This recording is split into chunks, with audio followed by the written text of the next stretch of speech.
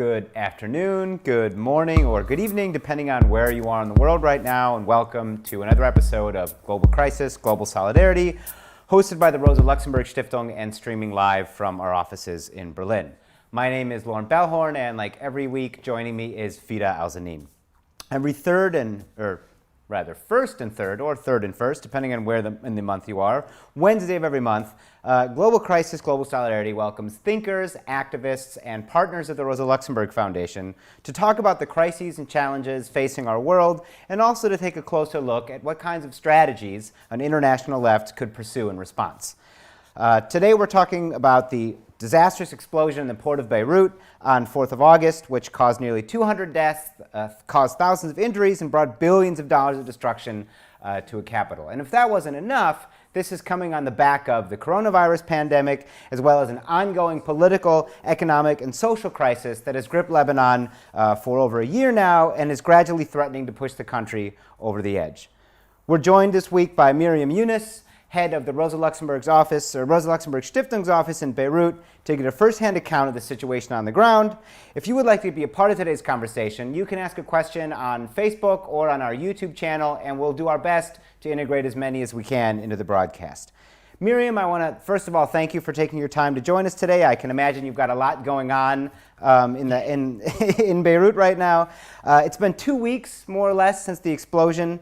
And as we speak, residents are still clearing rubble from the streets, and probably the first phase of reconstruction is maybe already beginning. There have been a lot of promises from governments and the international community that donations will come in, that this crisis will be overcome. But nevertheless, regardless of what happens in the future, right now the situation's got to be pretty difficult. Can you tell us what it looks like on the ground and what the mood is among people right now? Yes, first of all, thank you for inviting me. You just said 2 weeks ago, and for me it's still kind of shocking or surprising that it's already 2 weeks ago, because if you're in Beirut right now, I would say in a way it is as if it just happened yesterday. So I think like these 2 weeks, in a way, they have been maybe sometimes very long, but also there's something as if within a couple of seconds, like our whole life in Beirut changed, and somehow like the dimension of this change, I don't think we have really realized it within the city. The situation on the ground, you already said, of course, a lot of things. We have massive destruction, which is something that I think is like something that you can visually see if you go through the city. So if you've been there before and you go now, like you will really see like there's massive destruction in certain areas. And even in areas that you think are maybe not directly affected. Wherever you go, you see like broken glass, you see still glass on the streets. So there's like a certain feeling of like, okay, even if I walk in an area that might not be affected, I have this feeling of, okay, something has happened here. So this is, of course, the visual thing. But on the other hand, we have still like totally overcrowded hospitals with people injured. We also see injured people on the street, who have like minor injuries, etc.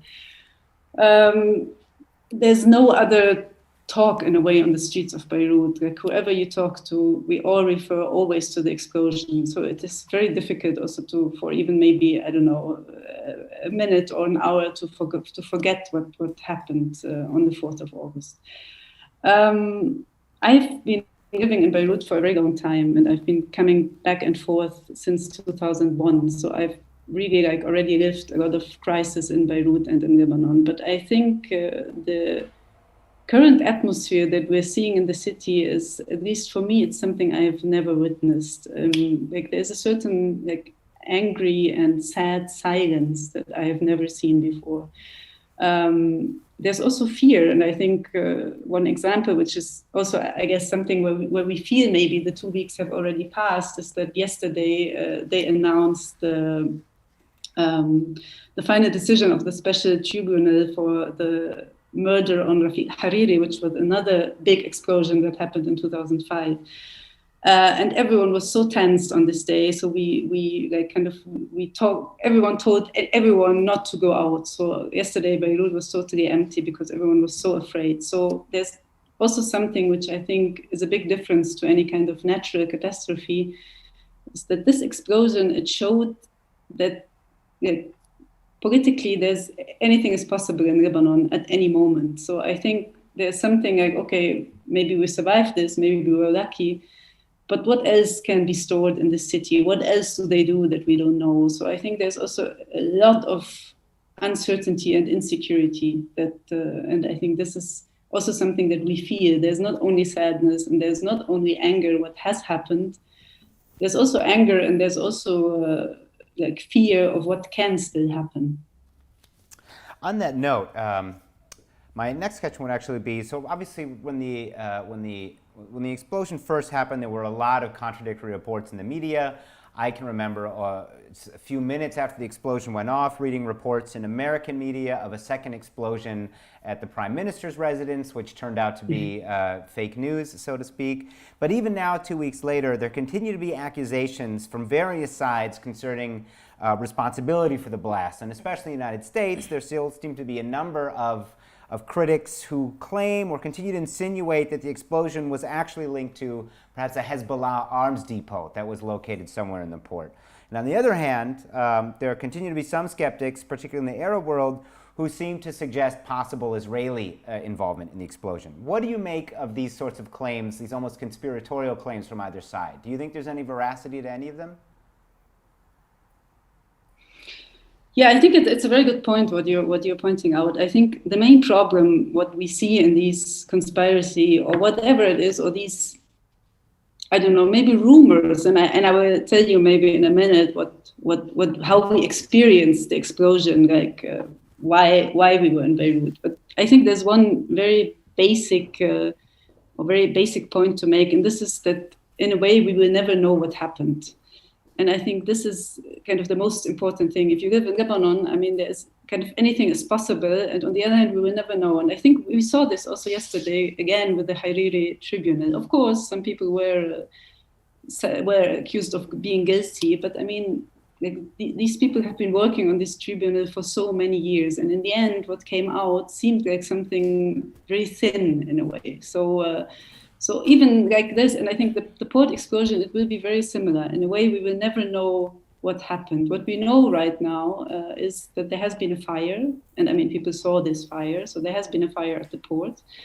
And there have been even people seeing this fire and they reacted to it. They were like, oh, there's a fire on the port. Maybe I should leave because I'm not sure what happens out of this fire. So, I mean, there was something. And then like about half an hour later, there was the first explosion. And directly afterwards, there was the second explosion, which was this huge explosion, which you also probably saw on videos, where like this huge red cloud somehow came up. So this is what we saw and what we felt.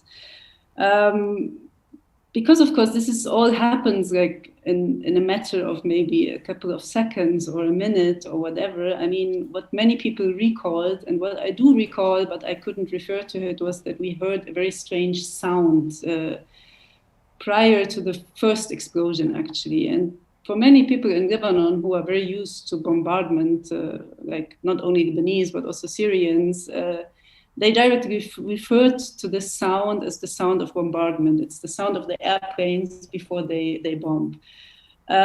So the first reaction, even among my friends, when we called each other afterwards, was, okay, I mean, didn't you hear the airplanes? So there was bombardment, someone was bombing. For me, I've never experienced something like this, so I don't know this particular sound. But on the other hand, I'm also not an expert. I cannot say if this sound was maybe caused by any kind of, by the pressure, but what, I mean, in a way, we don't really know what, so of course, there's a lot of hearsaying, like we heard the sound, there was a fire. What actually caused the fire? We don't know what caused the fire.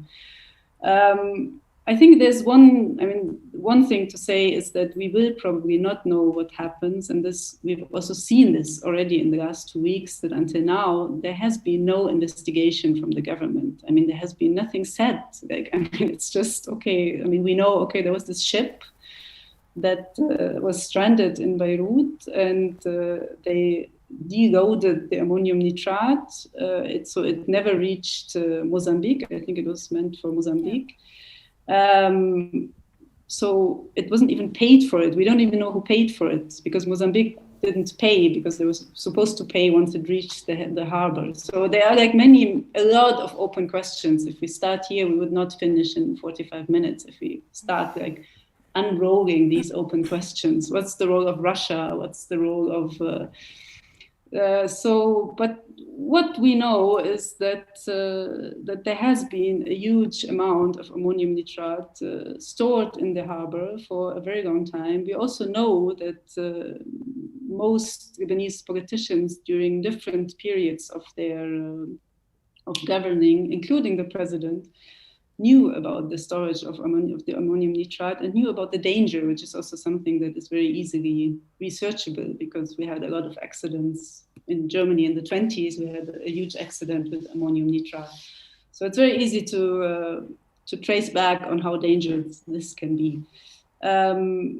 So in a way, I think we can look at this whole, I wouldn't call it crisis, catastrophe, on this very like internal national level in a way to say, okay, how is politics done in Lebanon and who knew about this and who just said, okay, well, I don't know, maybe it's just not deal with this right now. Or, I don't know, there has been some money paid. So, you know, when we can look at it like this and we will surely find a chain of command and some things happening, which is very typical for Lebanese politics. But we can also look at it, and I think this is also probably much more difficult to look at all the international involvement in the political dimension of it. And this is where Hezbollah comes into play. This is where maybe Israel comes into play. But this is where maybe even Russia comes into play. I mean, if you look at it's a Russian ship and whatever. So I think, and then we start to speculate in a way, because they will not sit there and say, okay, we've done this and we've done this and we've done this so that this happens and whatever. There are also many like analysis going around what deal can be there. And I mean, we've seen, of course, now how things are maybe reshuffled in a way, or how also the French president arrived 24 hours after the blast, how now also different politicians change their discourse about Lebanon. But what does this mean? I don't know. I'm just saying that I think the crucial thing before we say this is a conspiracy theory is that probably anything is possible in Lebanon, but we will not know. I mean, we'll probably speculate for a long time, but we will not know. Miriam, assuming even that it was, the explosion was a result of negligence and incompetence of the government or the authorities, and there is a recent report that says a warning was sent directly to the President Michel Aoun or the authorities saying there is something dangerous in the port. How could no one take action? How could that happen? I mean, as I said before, I think it's a very, I'm not saying that there's an either or. I think it's like, whatever happened, we can look at it from the internal side or from some kind of international side. But of course, yeah, as you said, there was incompetence and there was people neglecting their duties or whatever, which I think is very typical of how Lebanese politics is played. So in a way, maybe I would say, okay, like mere incompetence is probably a bit unlikely because in a way, I mean, like, I don't think that like a whole bunch of politicians, maybe even if the president, but also others, they would all say like, yeah, but this is now not important. No, let's just focus on other things. Or we don't know what to do with it, or I don't know what could be the reason. But I think that it's a mixture of the way that there might be some interest behind it, which we don't know. But I think it's just that one very important thing is that the people who live in Lebanon, they do not matter. And I think this is something we have seen many times before. Be it, I don't know, in some kind of armed struggles that take place, where also some of these politicians, they try to kind of defend their interests or try to make a new deal or negotiations in that way. So in a way, there's like violence in whatever way, be it structural or non-structural, is kind of always present, and it's always directed against not only Lebanese citizens, but whoever lives in Lebanon. And I think this is something very important if we talk about the Lebanese state.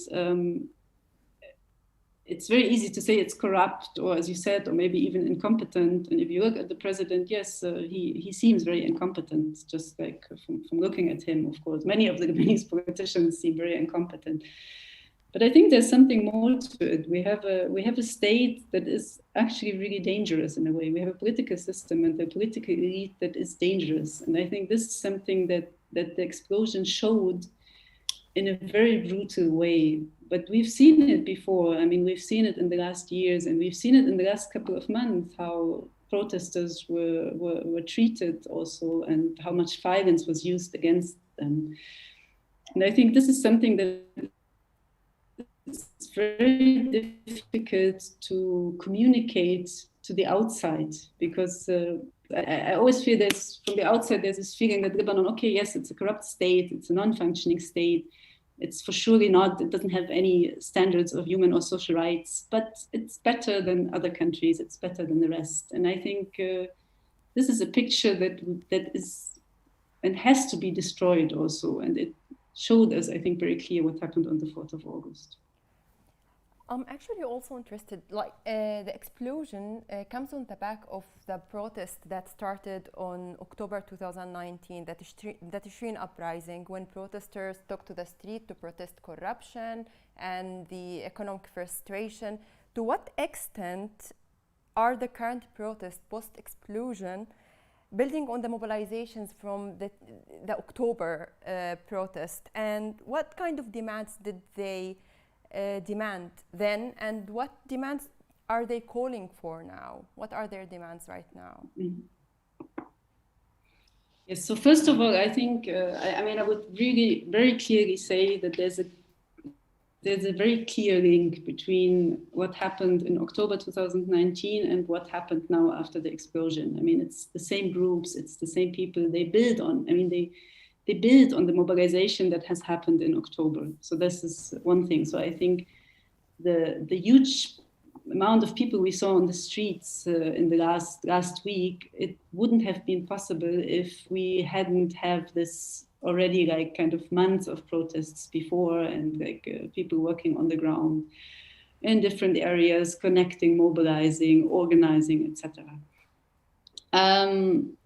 There's also, I think, a very similar feature to it, and this is that in October, similar maybe to kind of the 4th of August, what happened on the 17th of October was a total surprise to everyone in Beirut. I mean, we were kind of sitting around, and suddenly we heard, okay, there's a protest, and within a couple of hours, the country was on fire. I mean, like really everyone was on the street, and it escalated because of the announcement of this tax on WhatsApp and Viber and these apps, like where you can speak on the phone and whatever. So that was so there was like the same moment of surprise when people took to the street, and it was kept for a very long time, where I would say the most common thing maybe that unites these protesters is anger. It's the anger about like living in a country where kind of anything is just possible in any moment, and they can just impose a tax. I don't know.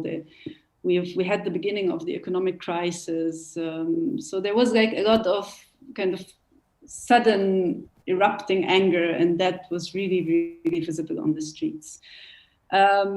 Now, what happened in the next couple of months was, of course, that this anger maybe accumulated in sometimes, but it was also, I think it's always very difficult to keep a movement on the street, or like street politics, to keep it for a very long time. I mean, like different dimensions and start to come into it. So of course the political parties played a role, and of course also it was the economic crisis severed, so it was very difficult also for people to sustain being on the street, but at the same time fighting maybe to sustain their livelihood, etc. And then Corona came, so we had a lockdown from March onwards. So this was also kind of a very heavy blow to the protest movement. But in a way, I would say like the Lebanese state and the Lebanese way, or the way of living in Lebanon, also as a society and dealing with politics, I think this was something that was already kind of dead before the explosion. I mean, there was clearly something, as you also said, Lauren, that we have a severe economic crisis. So there was something as if it didn't really work. It doesn't really work anymore. And the 17th of October was one like outcry about this feeling among many people in Lebanon that this is not working anymore. And it was also, of course, an accumulation of protest movements before that had happened. So I think it's also very typical that every couple of years there's like an outburst of protests and people start to protest. And then for many reasons, it kind of goes a bit lower again, and then it starts again. So 2018 was, I think, the biggest outcry until now. And until then, I mean, so many things happened. So the explosion of the 4th of August, I think it was very easy to kind of turn this moment of sadness and of shock also, I mean, people are traumatized, into like a politics of anger and outcry on the street. So just one last thing, I know I've been talking for a long time, but about the question of demands. I mean, I think maybe the demands like somehow seem to have become more radical now. I mean, now like the first things that were coming up on social media and in the protests was that we want to kill those politicians and we want to hang them on the on the squares, etc. So this shows maybe the amount of anger, and also this, I think it's a very clear sign of okay, you know, this is no longer about non-violence, which was very much like kind of the mantra of before, and we are a non-violent protest movement, and this is also no longer about reforming or changing within the system. You know, we want to get more radical. But the question, what becomes more radical, or what are exact demands? I mean, this is, I think, something very complicated, and we come into a kind of void of like, okay, you know, what do we really want? And I would say, you know, always when I say this, I always feel as if I'm blaming the protest movement or something. I'm not. I think it's a very natural state also, and it's not only in Lebanon like this. I think it's a global state also, that we have a crisis of political ideas, of organizing, and I'm not sure like what could be the next step. But I just think that it is definitely a weakness that. That in a way there is some kind of political void into which people are protesting. You mentioned a second ago the context of the grave economic crisis that the Lebanese people are currently living under, and in which this protest movement has more or less emerged. So just to give viewers a sense of the extent of this crisis, something like 3/4 of Lebanese are in need of some kind of economic aid. Unemployment hovers from somewhere around 30%, and roughly 1/6 of the population lives below the poverty line. And this is in a country that historically has actually been one of the wealthier states in the Arab world, that has had a strong financial system and in many ways been a financial hub for the entire Arab world. So what, in your view, are really the underpinning factors behind the current economic crisis? Why has the Lebanese financial model no longer been able to produce the results that at least up until maybe 2008, until the last major economic crisis, it was able to do? And I guess it goes without saying, but obviously this explosion will probably have increasingly negative effects on the economy. But if you have any ideas of what some of the economic consequences could be. So if I got it right, one question was in a way why it didn't function anymore, but the other was the economic consequences. Okay, so I mean, I think the Lebanese economy, which is very connected, of course, to Lebanese politics, it was based on a total illusion for a very long time, but it was a functioning illusion. So I mean, I don't want to kind of go too long into the question of economics, because will get complicated. But in a way, I mean, there's no Lebanese economic politics. I mean, what we have is a rentier economy, which was based on kind of two assumptions. First of all, I think, as you said, like one of the more stable countries in the region, with also the stable in the way that you can invest into it. So there was a huge real estate market, and there was also the question of the banks. So we have this saying of Lebanon as the Switzerland of the Middle East, and one reason why they say it is, of course, because it was supposed to have one of the most stable banking systems in the region. So, of course, this was bringing a lot of investors and depositors into the country. But this was based on an illusion. I mean, you cannot base an economy on something that is kind of on some assumption that it's a safe country to invest. If, on the other hand, you don't have, there's no production, there's no investment there's no economic plan in a way. So in a way, the Lebanese state was kind of resting on this economic movement, which is an imaginary one in a way. And on the other hand, of course, I mean, I always say, I mean, in Lebanon we are ruling, or the political elite is ruling. It's a mixture of capitalism, of corruption. And of capitalism, corruption, and neoliberalism. So we have kind of so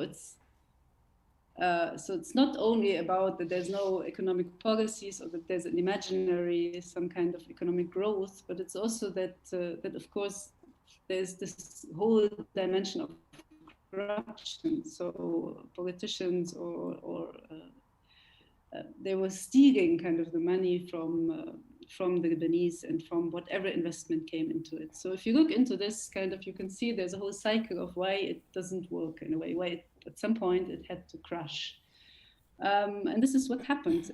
It happened slowly, and I think for a long time, even we did not believe it, because we thought that, because I think that it was kind of, it was also something as if, okay, as long, I mean, it was, I think, very clear in the picture that the dollar was always, is packed to the Lebanese pound is packed to the US dollar. So for years we had 1,000 Lebanese pound was equal $1, and this never changed. And actually officially until today, it hasn't changed. So in a way, there's this, like, as long as this is stable, kind of the Lebanese economy is stable. And at some point, it became very clear that this is no longer stable, and these are just numbers that they are playing with, but they have no realistic, it's no realistic picture on the other side.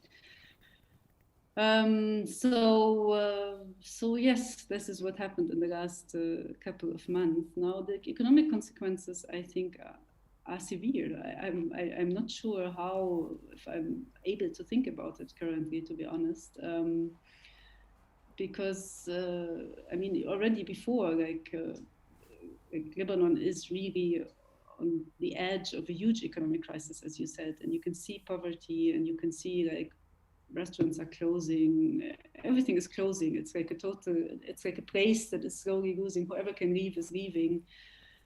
Things are incredibly expensive. Like, it's really, really incredible. So the explosion now with, like, I mean, there's one thing to look at people, like people now who've lost their homes or who've lost just part of their belongings. Were not even able to buy food before, maybe. So how are they ever going to rebuild their houses? So there's a whole question of housing. Where do people sleep? Where do they? How are they going ever to get anything back of what they've lost in the explosion? Now, of course, we have a lot of aids coming in. I mean, you already talked about it. We have the French president who directly came. We have so much now incoming aid, and they all promise that this aid is not going to go through the government and will go to the people and whatever. But I think the problem with this is, first of all, that I think it's very easily said that we will not support the government and will go to the people, but it's so difficult to see, how is this going to be? I mean, there's no clear line. We are living in a state where everything is blurred. So, like, how do I know that whatever NGO I'm supporting as a state is not kind of related somehow even to the government? How can I even run an NGO in Lebanon without not bribing here and there in order to continue working. I mean, so there's like, so in a way, I think this is like, it's very easy to say, yeah, we're not giving a check to the president now with the 20 million. Okay, fine, you're not doing this. But on the other hand, it's how are you going to help? I mean, people cannot even access their money. So how is this going to happen? And on the other hand, I mean, Lebanon has had so much foreign aid in the last decades. So it's not that we've ever been short of foreign aid flowing into the country, be it through governmental or be it through other channels. I mean, it's not always through the government. But this does not make an economy. So I think, in a way, it's really posing a serious question of how how does the Lebanese state, and this is also a question I would pose, or the protest movement should pose. I think, what kind of economy can we envision, and what is possible also in these times in order maybe to somehow save. Or kind of somehow make it possible maybe to live in this country again. We got few questions from the chat. We will see if we have time to answer them. But first, I'd like to ask you about the resignation of Prime Minister Hassan Diab and his cabinet. The entire cabinet resigned a few days ago. How was this received by the people, and do you think this would be like a start to make a real political shift in Lebanon? How was it received by the people? I mean, people, they welcomed it, of course, because it was, I think, it was very necessary, and I think many more people from the perspective of the protest movement, many more people should have resigned, and they didn't, of course. They didn't even apologize. But I mean, the way Hassan Diab was resigning in his speech, he was kind of as if he's like, okay, I tried to work, but no one let me work, and I tried to fight corruption, but no one let me work. I mean, okay, this was not really maybe what they wanted to hear, because of course, it was, but I think the problem about the government of Hassan Diab is that, in a way, I mean, it was kind of a useless government. It came after Hariri resigned, and it was kind of this. It was labeled as the government of the technocrats, and the government that is kind of a transitional government until, which will take into account the demands of the protesters. But if you look at the people who were actually in the cabinet, I mean, they all have some relations to political parties. So instead of like putting the first line of people from the political parties, they just took the second or the third line. So it's not that obvious that they have the same relations. So that they resigned, it was, I think, of course, the only step they could do. But on the other hand, I don't think it has so much political meaning. The problem, I think, now is that I mean, there will be no elections now. They will just, again, negotiate a new government.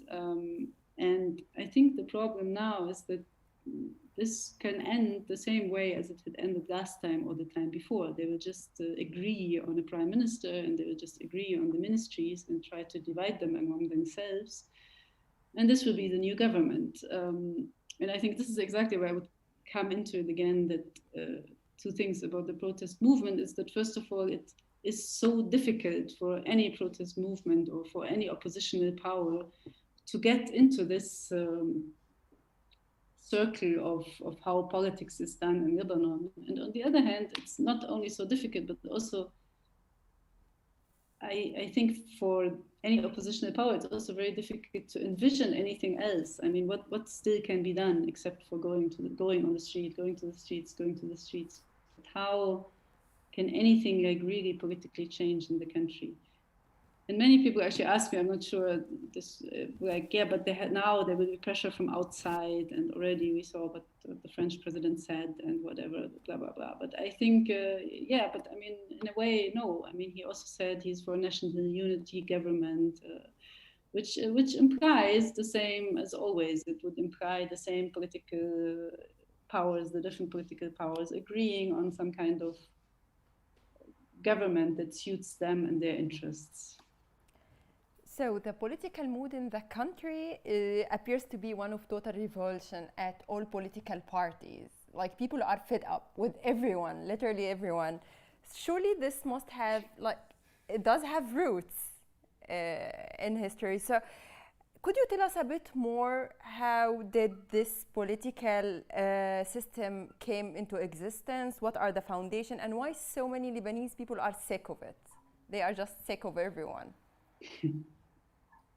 Yeah, it's true. They're sick of everyone. I mean, the Lebanese political system. I mean, it's very much based. I mean, it's kind of, if you look very much back into history, it's a product of colonial power and of the French and the British also agreeing on the identity of Lebanon as being a country that hosts different religious communities and have this kind of consocial, like, agreement between those different religious communities, that they agree on how political power is shared, and that this is somehow kind of fixed, and that in a way, I mean, any political decision that is made by an agreement between those different minorities or religious communities. And this is something, of course, like it's a political system that we also see in other countries, and Switzerland again is one example of it.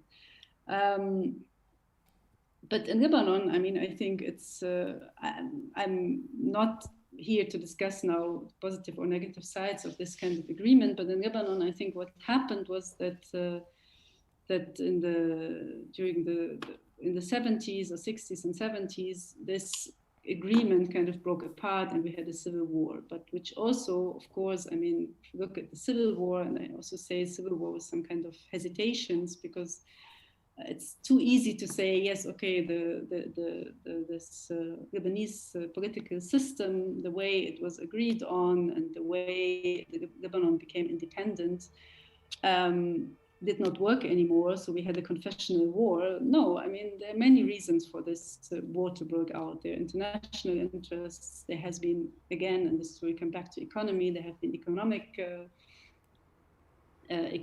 reasons for the outbreak of the war. And there has been, last but not least, also like a real kind of disagreement on political ideas of how Lebanon should, what political identity Lebanon should have. So here we already, like, we have somehow more background to this than just a confessional war between different confessional groups. What happened, and I think this is again where we enter Lebanese history and what it always repeats, and what you just said, what happened after the civil war and the end of the civil war was the different international powers and the political elites, the warlords, agreed to end the war and to just put kind of the same political system in place again with some like kind of small changes into it, like, okay, this position gets a bit more power, this gets a bit less power, but I mean, in a way, it was just kind of settled the way it was before.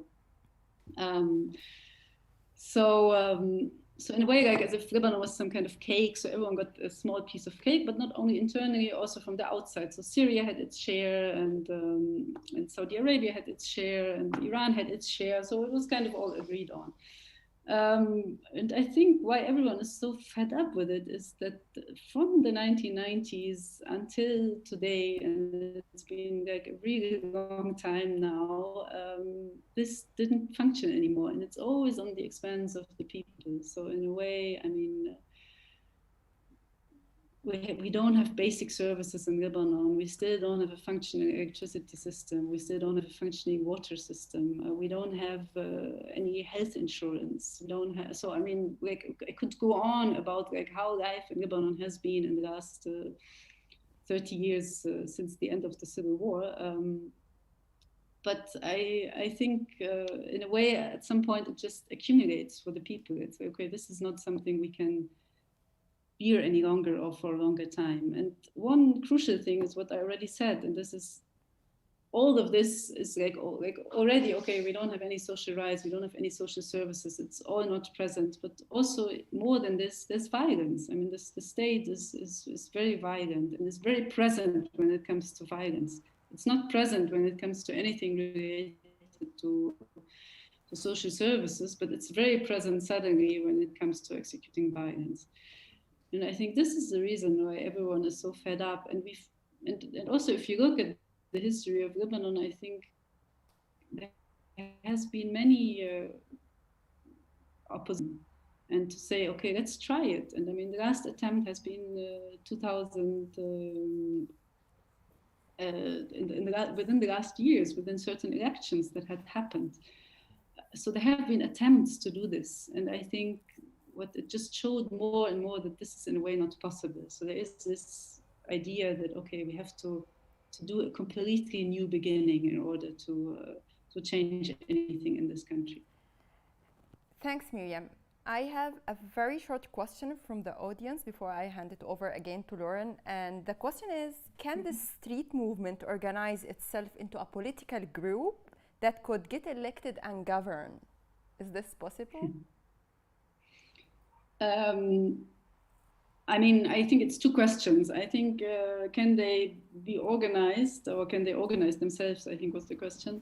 I don't think that the objective should be that they get all organized, all of them on the street, all these different groups that also kind of struggle for different causes in a way. I don't think that this should be the objective of the protest movement or of any political future in Lebanon. I think what would be one step is those who kind of share similar struggles should maybe at least organize themselves and say, oh, and it's part of democracy that we have different, even within the oppositional powers, we have different groups and different people who might organize.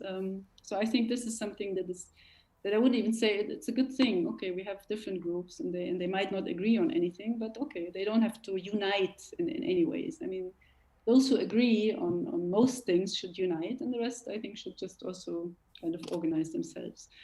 Can they go for elections? No, I don't think. I mean, and this again, I mean, if you look at the Lebanese electoral system, I don't think there's any chance that within the current system that there can be like real change coming from these groups. So I think that is very difficult. I don't want to end like on a totally negative note. I mean, I think no, there is definitely hope, but I think it needs a more radical approach in not only for Lebanon. Like I think it needs like really a more radical approach. Also looking into organizing and it needs to ask like really a lot of very essential questions if we look at Lebanon. We're almost out of time, but I want to ask you one more question, Miriam, concerning the politics of, both the politics of international aid and also the politics, what kind of politics an internationalist left could maybe adopt. I mean, we already talked about Macron's visit. Macron and also other European politicians like Heiko Maas have sort of made overtures towards the idea that they will link any future donations to the reconstruction project to political forms within the country. And obviously, I mean, you've just explained to us over the last 45 minutes that the political elite of Lebanon is corrupt, that there are serious problems in the political system. But at the same time, there seem to be some strange optics when the former colonial power tells its former colony that you need to clean up your act before we give you any money. So on that note, what do you think progressive people or progressive forces in Europe and around the world, what should they be demanding from their governments concerning reconstruction in Beirut? What would an internationalist and non-patronizing response look like from the global community towards the current situation? Yeah, it's a good question. I mean, I think first of all, I totally agree with you. I mean, I think it wasn't like a very good move for Macron to come. I mean, and to like talk to the Lebanese government as if they are like as if they're like school children, and if you don't do your homework, you will not get, I don't know, the sticker at the end of your class. So I think that, of course, there was a very clear colonial approach, and it was,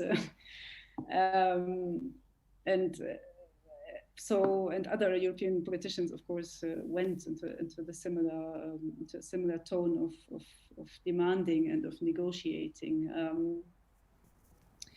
But I think, for example, there's something that European governments could easily do, which is to freeze the assets of the Lebanese politicians who all have money abroad. And I think this is like something, okay, I mean, that's what the Lebanese government and the central bank did to all Lebanese to freeze their assets in the banks. So why don't you do this? It's a very easy move. So I think this would be one thing to like one move to do. Like now regarding, I mean, I don't know. I mean, I wouldn't really say that progressive powers in Europe, what they can demand from their governments, because I think in a way, yes, it shouldn't be the role of those European governments to intervene in many ways. I mean, yes, we can tell them to focus on progressive actors in Lebanon themselves and on look at those actors and listen to them. I'm sure they will probably do this also in the near future. I mean, they will sit with these people and they will listen, but I'm not sure if there's, as you said, I mean, I'm not sure if we can get out of this patronizing post-colonial approach of like we are telling Lebanon what to do. I think what is very important for progressive powers in Europe is really to like kind of try to discuss with Lebanese political and progressive forces of how can we rethink politics globally also after like such a catastrophe as the 4th of August has happened, and look into the state of Lebanon and how this is functioning as politics, and think, okay, so what can be done, what can we envision also as a first side, like aside from what we have. I think this would already be a first step. What I think, what I would wish for in a way, maybe in the future.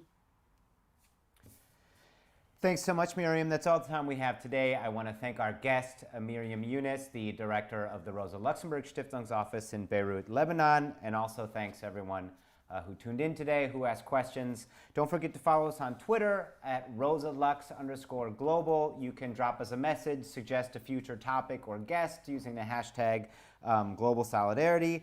And we'll be back in 2 weeks on September 2nd at 3 p.m. on Facebook and YouTube, joined with another guest from the Rosa Luxemburg Foundation, Jan Turovsky, the head of our office in Beijing, to talk about the Chinese government's response to the corona pandemic, the situation in the country at the moment, and everything else you'd like to know about socialism with Chinese characteristics. Thanks a lot and have a good afternoon.